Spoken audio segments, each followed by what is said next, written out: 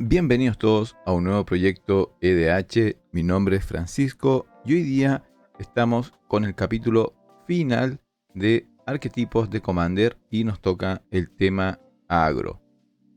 Durante estas últimas semanas hemos estado trabajando en una serie de 3 videos donde hablábamos de los arquetipos de barajas en Commander, entendiendo arquetipo como el sistema de clasificación de barajas y estrategias en Magic the Gathering. Siempre entendimos que estos arquetipos originalmente se formaron en la visión tradicional del juego 1 contra 1 y por lo tanto lo que queríamos ver era cómo EDH absorbe estos arquetipos y se apropia un poco de sus características generando algunas adecuaciones. Queremos revisar entonces cuáles son las principales características y dinámicas que contienen los arquetipos más presentes dentro de EDH. Y comenzamos por los 3 principales que abarcan de cierta manera a todos los demás, que sería control, combo y agro. Las últimas 2 semanas ya cubrimos control y combo y nos queda entonces agro. El día de hoy veremos las características generales de agro y cómo agro se adapta a Commander. Comencemos inmediatamente entonces viendo qué significa jugar agro en EDH. Como siempre partimos con una explicación general del arquetipo. Agro como estrategia supone el rápido y sostenido ataque directo a las vías del oponente, utilizando fundamentalmente un amplio grupo de pequeñas pero agresivas criaturas, ahí viene el concepto de agro, apoyadas con cartas claves que abren el camino hacia el daño directo o generan los últimos puntos de daño necesario luego de esta primera ola de ataque inicial. Bastante simple lo que es agro, es uno de los arquetipos más populares. Todos los jugadores tienden a pasar por una etapa agro en general. Y los pilares normalmente son siempre 2 fundamentales, ¿no? El ejército principal de criaturas y las cartas de apoyo. Ahora, para dar ejemplos de esto, vamos a ir a visiones más clásicas de lo que era jugar agro desde sus inicios. Y uno de los tipos de baraja más conocidos y que se ha mantenido más en el tiempo como un pilar del concepto de agro es White Winnie, que es la baraja de agresividad blanca, liderada históricamente por cartas tipo Caballero Blanco, una 2/2/2 mana blanco que tiene dañar primero y protección contra negro, donde vemos expresado esta idea de criaturas que por su coste lo que recibimos a cambio es mucha efectividad en términos de combate. Hay muy pocas criaturas, especialmente en su momento, había muy pocas criaturas que en un segundo turno pudieran competir en combate con el Caballero Blanco, ya sea por su protección, ya sea por su habilidad de dañar primero, y esto hacía que tú pudieras atacar sin preocuparte de las defensas de tu oponente. Otras criaturas como los Leones de la Sabana, que por un solo mana blanco te entregaban unas 2/1. En ese momento significaba que, de nuevo, muy pocas criaturas podían competir, bloquear efectivamente con los Leones de la Sabana, y eso ponía al oponente en una situación precaria de defensa. A medida que el juego fue avanzando, el White Winnie se fue haciendo fuerte con distintos tipos de evasión. Estamos viendo ahí al Rift Soltari, que es una 2/1/2 mana blanco, que tiene protección contra rojo, y Shadow. Shadow es esta habilidad donde las criaturas que tienen Shadow solamente pueden bloquear o ser bloqueadas por otras criaturas que tienen Shadow. Entonces, en la práctica, en su momento, esto significaba imbloqueabilidad. Entonces, en los primeros turnos tú jugabas estas pequeñas criaturas que no tenían competencia en el campo de batalla. Luego venía el impulso a través de cartas tipo cruzada, que le daba a todas tus criaturas blancas +1/+1. Entonces, era el pequeño empujón faltante o esquivar la última barrera de defensa.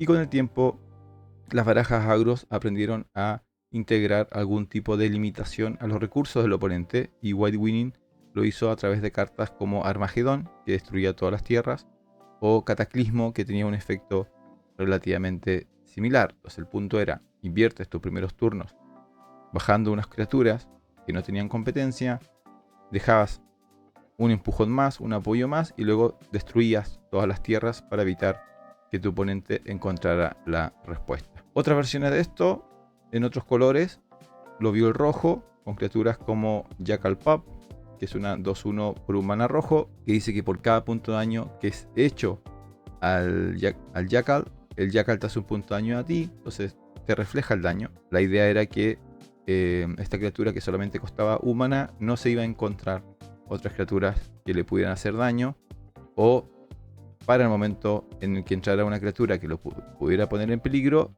el Jackal ya hubiera hecho su trabajo haciendo 4, 6, 8 puntos de daño. Además, el rojo tenía la ventaja de incluir removal muy barato, con cartas como Lightning Bolt, que se mantiene hasta el día de hoy, ¿cierto? 3 puntos de daño por solamente un mana rojo a velocidad instantánea, muchas veces a la cara del oponente o para destruir una criatura que está bloqueando a las tuyas. Y el rojo tenía el último impulso expresado en cartas como Fire Blast, que salió en Visiones, que es un instantáneo rojo que cuesta 6, 4 genéricos y 2 rojos, pero tiene un coste alternativo de sacrificar 2 montañas en vez de pagar el maná, y hace 4 puntos de daño a una criatura o a un jugador. Entonces, básicamente sigue el mismo espíritu del White Winnie, criaturas pequeñas, y luego usar otro tipo de cartas para cerrar el negocio. El negro lo hacía a través de un enfoque suicida, que eran criaturas o cartas que hacían daño al oponente, pero también te hacían daño a ti. Ahí estamos viendo el Carnófago, una 2-2 por un mana negro, que durante tu mantenimiento te hace perder una vida o girar al Carnófago. Entonces, esa vida que tú perdías, se supone que, entre comillas, la recuperabas al hacer el doble de daño al oponente. La vida del oponente se iba a acabar antes que la tuya. Y luego aparecieron cartas en la saga de Ursas como el Flesh River, que es una 4-4 por 2. Para la época tienen que entender que esto era increíble. Un mana genérico, un mana negro, una 4-4, que sí dice que cuando hace daño a un jugador o un oponente, te hace esa misma cantidad de daño a ti. Entonces la apuesta era que los dos vamos a ir perdiendo vida, pero en algún momento tú vas a perder un poco más y eso es suficiente para que yo gane, ¿cierto? La vieja frase, la única vida que importa es la última. Y esto venía acompañado de cartas como Street Mine, que te permitía destruir tierras al oponente, de nuevo intentando evitar que encontrara una respuesta a tu estrategia agresiva. ¿Cuáles eran los peligros que tiene integrado jugar agro, ¿no? Era que con el tiempo, a través que el juego iba avanzando, fueron apareciendo casi por necesidad respuestas específicas a la estrategia agro. Aparecieron cartas como Propaganda, este encantamiento azul que cuesta 2 genéricos y 1 azul, y que si un oponente te quiere atacar tiene que pagar 2 maná genéricos por cada criatura que quiera dirigir hacia ti. Y esto, entendiéndose en una baraja agro que te quería atacar con 2, 3, 4 criaturas, lo hacía casi imposible. Apareció removal efectivo de criaturas pequeñas como Masacre en Nemesis, esta carta negra con un excelente arte icónico que tiene un coste alternativo que dice: si un oponente tiene una llanura y tú tienes un pantano, tú puedes jugar Masacre sin pagar su coste de maná. Todas las criaturas pierden -2/-2 hasta el final del turno, siendo su coste normal 2 maná genéricos, 2 maná negros. Y luego, en términos modernos, aparecen cartas como Acto Blasfemo, que cuesta 9 normalmente, 8 genéricos, 1 rojo, pero cuesta 1 menos por cada criatura en el campo de batalla y hace 13 puntos de daño a cada criatura. Entonces, distintas formas, de distintas maneras, con distintos costes, siempre encontramos cartas que teóricamente nos permitirían salvar de las barajas agresivas. Obviamente lo interesante de Magic es que siempre que aparece un desarrollo de una nueva tecnología o estrategia o una modificación de la misma, el resto del juego evoluciona consigo. Entonces también las barajas agresivos cambiaron y aparecieron nuevas versiones que encontraban nuevas respuestas para esquivar el removal, para hacerse más resistente o para ganar más margen de daño a través de turnos más avanzados. Esto ya sea a través de estrategias rojas enfocadas en trasgos, donde ahí el líder, ¿cierto?, fue el lacayo Goblin, que cuando hacía daño a un oponente te permitía jugar un Goblin gratis de tu mano en el campo de batalla. El blanco ganó durante un periodo el uso de los rebeldes, pequeñas criaturas que podían tutorear otras criaturas un poquito más grandes, por lo tanto era mucho más difícil deshacerse de los recursos del oponente, porque no venían esos recursos de la mano, sino que venían de la propia baraja. El verde obtuvo acceso a descartar y cartas con Madness, con el Wild Mongrel y la Arrogant Groom, que significaba que podías bajar una 4/4 que arrolla no por su coste de 5, sino por su coste de 3 de Madness, y lograbas que otras criaturas se hicieran más fuertes al descartarlas. Y quizás lo más interesante que ha marcado agro o que marcó agro durante el periodo más moderno fueron cartas como Skullcramp, o específicamente la carta de Skullcramp, que te permitía mantener un acceso a recursos aun cuando el oponente lograra inicialmente defenderse un par de veces. Skullcramp fue clave en entregarle a las barajas agro la resiliencia suficiente para esquivar el primer removal que podía o no podía llegar por parte del oponente. Con el tiempo, más o menos sabemos cómo funciona agro en el 1 contra 1. Se espera que si tú te sientas a jugar en un torneo contra una baraja agro, deberías perder la primera partida, y lo que se vuelve más interesante es la segunda y tercera partida con el uso del banquillo o el sideboard en términos de este juego de ajedrez, de saber qué tan preparado estás o qué tipo de respuesta incluiste tú para las barajas agros y esa baraja agro en contra de tus propias respuestas. Si bien es o pareciera ser fácil jugar agro, en realidad tiene mucho de estrategia y tiene mucho de evaluar cómo, cuándo incluir qué cartas o cómo usarlas. Agro, por ejemplo, aunque no lo parezca inicialmente, es uno de esos arquetipos que son atractivos y fáciles de comenzar a jugar con ellos, pero quizás requiere a cambio un alto nivel de práctica y de experiencia para dominarlos, para transformarse en un maestro de jugar agro. Ahora, ¿qué pasa con agro en multijugador? Y aquí es donde agro se presenta quizás como el más distinto a su desarrollo o su paso a Commander, a diferencia de Control y Combo, que donde agro normalmente cuando juega contra una sola persona puede usar su pequeño ejército de criaturas para atacar a un solo jugador y el objetivo serían 20 vidas. Una vez que pasas a Commander pasan dos fenómenos, ¿no? Uno, la vida inicial del oponente ya no es 20, sino que es 40, y ya no son un solo oponente, sino que son 3 oponentes. Por lo tanto, la pregunta es, ¿puede nuestro pequeño ejército quitar 120 vidas? Y la respuesta obviamente es no. Por lo tanto, la base tradicional de el agro del 1 contra 1 no traspasa para nada al formato multijugador de Commander, y en ese sentido es el que presenta el ingreso de las barreras más difíciles, ¿no? Las debilidades y los retos que sufre agro 1 contra 1 se magnifican en alto grado en multijugador, y por lo tanto, para poder ser un arquetipo jugable en Commander, agro tuvo que encontrar nuevas formas de expresar su agresividad, y ahora vamos a ver un poco cuáles son esas opciones, cómo agro intenta encontrar vida en una mesa Commander y tener cierto nivel de éxito.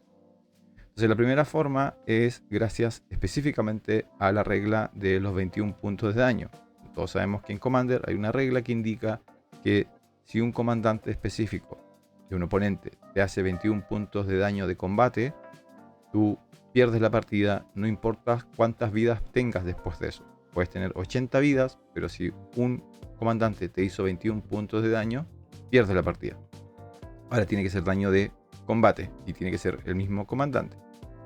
Entonces, a partir de eso, una de las formas que la estrategia agro encuentra vida en Commander es a través de Voltron. Voltron es la estrategia en la cual tú tienes un comandante al cual usas como herramienta principal de combate y les vas anexando distintas cantidades de recursos para lograr, ojalá, llegar a ese número mágico de 21 puntos de daño. Una gran expresión de un comandante Voltron es Rafik of the Many, que es esta criatura legendario, humano caballero, un mana genérico, 1 verde, 1 azul, 1 blanco, es un 3/3, tiene exaltado. Eso significa que cuando una criatura que tú controlas ataca sola, esa criatura gana +1/+1 hasta el final del turno. Pero más importante, Rafik dice que siempre que una criatura que tú controlas ataca sola, gana dañar 2 veces hasta el final del turno, y que lo que hizo Commander es apuntar a bajar a Rafik con una serie de encantamientos como Shield of the Oversoul, Steel of the Godhead y All That Glitters, que son encantamientos que dan más fuerzas y habilidades a la criatura que están encantando. Shield of the Oversoul da +1/+1 si la criatura es verde, +1/+1 si la criatura es blanca, y además le daría indestructible si es verde y volar si es blanca. Steel hace lo mismo del +1/+1 con los colores blanco y azul, pero además le da vínculo vital si la criatura es blanca y inbloqueabilidad si es azul. Y All That Glitters le da +1/+1 a la criatura encantada por cada encantamiento o artefacto que tú controles. Entonces, por ejemplo, la estrategia sería jugar Rafik, colocar todas estas auras sobre él, y cuando ataque, él sería una 11/11 que daña 2 veces y es indestructible, vuela, tiene vínculo vital y es imbloqueable. Entonces, eso es Voltron. Entonces, no necesitas llegar a los 40 puntos de daño de vida total o preocuparte de la vida del oponente, sino que es una carrera muy rápida por llegar a los 21 puntos de daño. Obviamente, la vulnerabilidad obvia de esta estrategia es qué pasa si pierdes, te destruyen, te roban, te devuelven a la mano o te limitan de alguna manera a largo plazo a tu comandante. Hace poco recibimos un gran comandante en términos de funcionalidad y agresividad que cumple esta estrategia de una manera bastante original. Estamos hablando de Alexios, Deimos of Cosmos, que es una criatura legendaria roja que recibimos en la expansión de Assassin's Creed. Cuesta 3 maná genéricos y 1 rojo, es una 4/4 que arrolla y que dice que tiene que atacar todos los combates si es que puede, no puede ser sacrificado y no puede atacar a su dueño. Y al comienzo del mantenimiento de cada jugador, ese jugador gana control de Alexios, lo endereza y coloca un contador +1/+1 y gana prisa hasta el final del turno. Entonces lo que provoca Alexios es que en una mesa multijugador, cada jugador va ganando control de Alexios, le va poniendo un contador +1/+1, está obligado a atacar, pero no a su dueño, no al dueño de Alexios. Por ejemplo, al jugador de Alexios que lo juega como comandante. Y eso significa que cada combate va aumentando su fuerza y va desgastando la vida del oponente de manera significativa, y que de hecho, por ejemplo, cuando da una vuelta completa de mesa, va a regresar a tus manos como una criatura con 4 contadores +1/+1 para el momento de tu combate. Para efectos del video nos demuestra que sí existe la posibilidad de ser bastante agresivo en Commander una vez que eliges un comandante que expresa este camino Voltron, y puedes acompañar a Alexios con otras cartas como Kedis, ¿cierto? Que dice que siempre que un comandante que tú controlas hace daño de combate a un oponente, hace esa cantidad de daño a cada otro oponente. Entonces cuando regrese este Alexios gigante que arrolla y tiene un montón de contadores, tú además puedes dar un golpe muy fuerte a la vida de toda la mesa. Y como estamos jugando mono red con Alexios, podemos tomar una página de las barajas agros antiguas e incluir cartas que limiten significativamente la capacidad de respuesta de nuestros oponentes, cartas como Blood Moon, y transformar todas las tierras no básicas en montaña. He tenido la oportunidad de jugar Alexios y la verdad es que funciona muy bien. Fundamentalmente es dependiente de nuestra capacidad de jugarlo en los turnos iniciales. Pero ahí hay una oportunidad si es que están buscando un comandante que exprese de manera más pura la idea de solamente atacar una y otra vez. Hablando de atacar, otro de los caminos que tiene Commander para usar estrategias agresivas a través de su comandante son los comandantes o las criaturas que disparan sus habilidades o que magnifican las habilidades que inician con la frase cuando ataca. Y aquí uno de los mejores ejemplos, ¿cierto?, es Isshin, To Heavens as One, esta criatura roja, blanca, negra, 3/4, humano samurái, que tiene una sola habilidad que dice: si una criatura atacante causa que se dispare una habilidad de un permanente que tú controlas, esa habilidad se dispara una vez adicional. Entonces cuando una criatura dice cuando tal cosa ataca o cuando yo ataco pasa tal cosa, esa cosa se va a resolver una vez adicional, vas a recibir el doble de beneficio.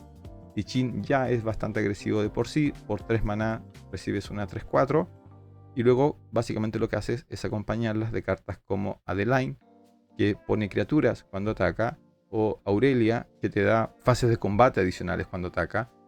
Y estas cartas en conjunto significa que cada vez que ataques van a pasar muchas cosas, va a ganar muchos recursos, incluyendo otros ataques, lo cual te va a permitir hacer más daño. Entonces, I Ching representa este estilo de agresividad a partir de ampliar, hacer más relevantes habilidades ya preexistentes, fundamentalmente enfocadas en la fase de combate. Ahora, en el caso de I Ching, si bien seguimos siendo dependientes del comandante, el éxito de la baraja no depende totalmente de I Ching, como podría hacerlo con una baraja Voltron, y además tiene mayor margen para jugar turnos intermedios y avanzados. No necesita terminar necesariamente la partida en el primer embiste, sino que hay un margen con el cual puede desarrollar juego intermedio o juego avanzado, siempre de manera agresiva, pero no es tan iracundo como podría ser un Voltron de Rafik o Alexios.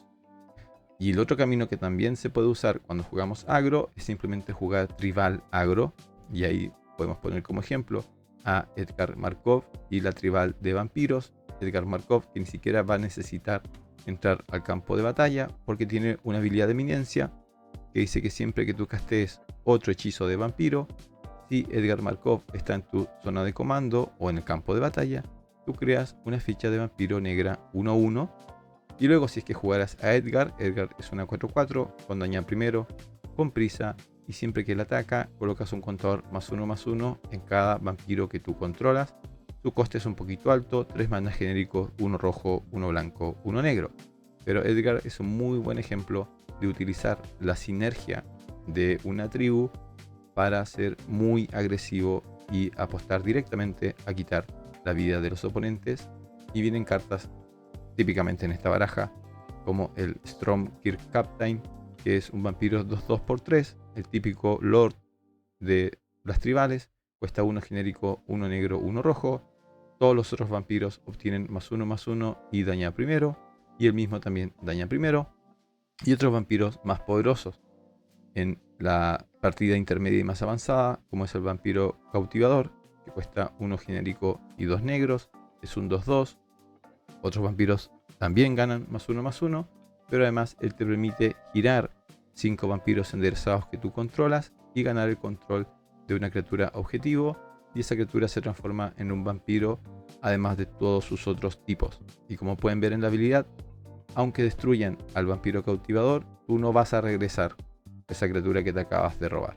Entonces Edgar es un gran ejemplo de una tribu como vampiros que puede ser muy agresiva, que tiene un comandante de alto coste, pero cuya habilidad apunta directamente a la sinergia de la baraja y que puede poner rápidamente, con no muchas cartas, en peligro a la vida del oponente. Entonces, ya sea a través de Voltron, ya sea a través de la magnificación de algunas habilidades específicas de combate, o a través de la tribal agresivo, hay opciones para jugar agro en Commander.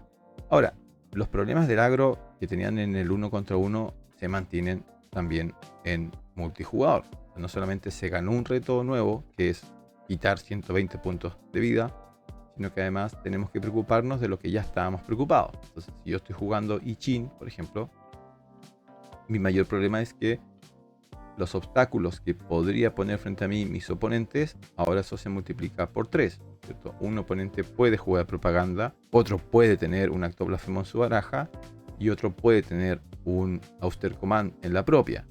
Entonces me enfrento contra 3 jugadores, cada uno con sus posibles respuestas.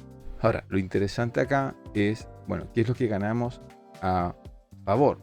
Y la respuesta es que la ventaja de agro es que si el oponente no tiene esa respuesta específica en el momento en el cual nosotros lo presionemos, podemos tomar la partida o eliminar a parte de la mesa con cierta facilidad. Entonces es una apuesta alta por un riesgo alto y una recompensa alta. En ese sentido, distintos comandantes representan distintas apuestas. Por ejemplo, si vas a jugar Voltron, normalmente vas a estar apostando por velocidad. Estás apuntando por 21 puntos de daño y porque en 1 o 2 ataques ya estés apuntando a eliminar a 1 o 2 jugadores. A cambio de eso, uno de los problemas que tiene Voltron, por ejemplo, es que puede ser intervenido de distintas maneras, a distintos costes, en distintos momentos, con distintas estrategias. Desde removal específico, desde contrahechizos, desde formas de anular el combate, hasta de removal masivo. Hay muchas formas, en muchos colores, en la cual Rafik, por ejemplo, puede ser detenido. De nuevo, si el oponente no tiene esa respuesta, quizás nos llevemos la partida. Pero de que hay muchas respuestas corriendo y que cada respuesta va haciendo gradualmente más inefectivo a Rafik en el tiempo, porque tengo que ir pagando cada vez más el impuesto de comandante y cada vez más la mesa sabe lo que yo quiero hacer, y en el camino fui perdiendo encantamientos y fui perdiendo cartas de la mano. Una de las debilidades de agro es que se va volviendo inefectivo en la partida mediano a largo plazo, especialmente si nuestra apuesta se enfocó en los primeros turnos. O sea, Rafik, que se enfoca mucho en el comienzo de la partida, tiene que preocuparse mucho de anular algunas de estas amenazas, porque si no logra su objetivo o no logra posicionarse en esos primeros turnos, le va a costar mucho posicionarse a partir del quinto turno hacia adelante, ni hablar una vez que las barajas control estén ya instaladas o las barajas combo ya estén buscando sus propios caminos hacia la victoria. Ahora, no siempre esto funciona igual con cada comandante. Rafik funciona muy agresivo, o las barajas Voltron intentan ser muy agresivos al comienzo de la partida. Barajas como Ichin tienen, de nuevo ya lo habíamos dicho, un poquito más de margen. Ya pueden funcionar más en turnos intermedios y turnos avanzados. Igual tiene los mismos problemas. Igual hay que cuidar cómo mantengo a Ichin vivo, y por tanto soy menos explosivo. Tengo que ver qué hago con esa menos explosividad en esos turnos iniciales, cómo preparo la partida y cómo evito o abro camino a cuando yo realice mi primer ataque, el cual debe ser importante. Y luego tengo barajas que son casi nada explosivas, pero gradualmente desgastantes, como Edgar Markov, donde yo puedo ir cada turno aumentando paulatinamente la sinergia de la mesa al punto en el cual yo pueda dar un golpe final. Entonces, desde ser muy agresivo al comienzo y apostar todo a una criatura, a una estrategia desgastante a través del tiempo con uso eficiente del maná como Edgar Markov, tengo distintas opciones para ser agresivo. Dependiendo de cuál yo elija, tengo que entender o estar muy claro cuáles son las debilidades inherentes de cada una y cuáles son los momentos mejores en los cuales intervenir. Entonces, muy parecido al 1 contra 1, agro en Commander requiere jugarlo mucho y practicar mucho y desarrollar mucha experiencia para dominarlo en la mayor cantidad de escenarios posible. Por último, como siempre, para nombrar una carta que ha llegado en los últimos años y que ha de cierta manera demarcado el camino posible de este arquetipo en el futuro cercano. No hace mucho recibimos a Boya, Giants of the Conclave, que es un lobo, 2 maná genéricos, 1 rojo, 1 verde, 1 blanco, y era un lobo 5/5 con vigilancia, arrollar, ward 3, y que dice que siempre que ataque colocas X contadores +1/+1 en cada criatura que tú controlas, donde X es el número de elfos que tú controlas, y además robas una carta por cada lobo que tú controlas. Si observamos rápidamente, Boya expresa en muchos puntos la mayoría de las fortalezas que agro quiere poseer acumulado en una sola criatura. Si bien tiene un coste de 5, que no es menor, es una 5/5, lo cual lo mantiene a buena distancia de una buena cantidad de removal o interacciones de combate. Además, posee Ward 3, que es bastante alto, lo cual significa que si un oponente quiere lanzarle un removal específico, va a tener que tener disponible además 3 manás genéricos para pagar, lo cual de nuevo le entrega una capa de protección extra durante principalmente los turnos iniciales. Tiene vigilancia, por lo tanto puede atacar y defenderte al mismo tiempo, no estás dejando vulnerable tu vida. Tiene arrollar, por lo tanto tampoco parece ser que bloquearla sea una buena estrategia a largo plazo. Aparte de eso, cuando ataca hace más fuerte a las criaturas que tú posees, y tiene una vinculación tribal no solamente con una tribu, sino con 2 tribus. Una sería la tribu de elfos, que es la que le permite colocar contadores, pero además naturalmente los elfos te permiten acelerar, y la otra sería la tribu de lobos, que en este caso te permitiría robar cartas, pero además los lobos son buenos agentes ofensivos. Por tanto, tiene a su izquierda una tribu que le da recursos de aceleración y a su derecha una tribu que le permite atacar violentamente la vida de los oponentes. Además, por los colores que está usando, naturalmente Boya tiene acceso al verde, por lo tanto tiene acceso a los elfos, como ya lo vimos, y esto significa aceleración. Por lo tanto, no vas a bajar a Boya en el quinto turno, sino que lo vas a bajar mucho más rápido en Commander. Tu acceso al rojo, al blanco y también al verde le da acceso a los hechizos de protección. Entonces, las pocas cosas que puedan pasar a través de las barreras de defensa de Boya pueden terminar encontrándose con otros hechizos muy baratos como Boros Charm o Heroic Intervention, que protejan definitivamente a Boya y haga que sea muy difícil removerlo del campo de batalla.